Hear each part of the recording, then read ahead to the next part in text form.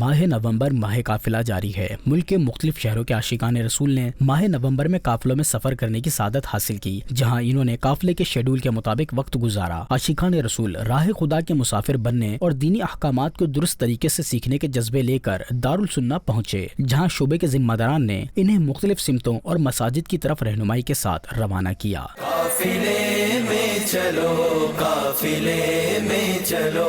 سیالکوٹ کے مختلف علاقوں میں قائم جامع مسجد چٹی نکاپورہ، جامع مسجد مہاجرین شہاب پورہ روڈ اور جامع مسجد فیضان صحابہ و اہل بیت میں 3 دن کے قافلے میں شریک عاشقان رسول نے اپنی نمازیں درست کی، سیکھنے سکھانے کے حلقے لگائے، جبکہ مختلف مقامات پر جا کر چوک درس بھی دیے۔ فیضان مدینہ ملتان سے ماہ نومبر کے 3 دن کے قافلے میں جامعۃ المدینہ، شعبہ مدنی کورسز، شعبہ مدرسۃ المدینہ کے ناظمین، مدرسین، طالب علم و دیگر عاشقان رسول نے بڑی تعداد میں شرکت کی، جنہیں قافلے میں سفر کرنے سے پہلے رہنمائی کرنے کے بعد مختلف مقامات کی جانب روانہ کیا گیا۔ اپر چھتر کشمیر، فیصل آباد، گجرانوالہ گجرات، حیدرآباد، اسلام آباد، جوہر ٹاؤن، لاہور، کہنانو، اکاڑا اور شیخو پورہ سے بھی کثیر عاشقان رسول نے قافلوں میں شرکت کی۔ قافلے میں چلو، قافلے میں چلو، قافلے میں چلو، قافلے میں چلو۔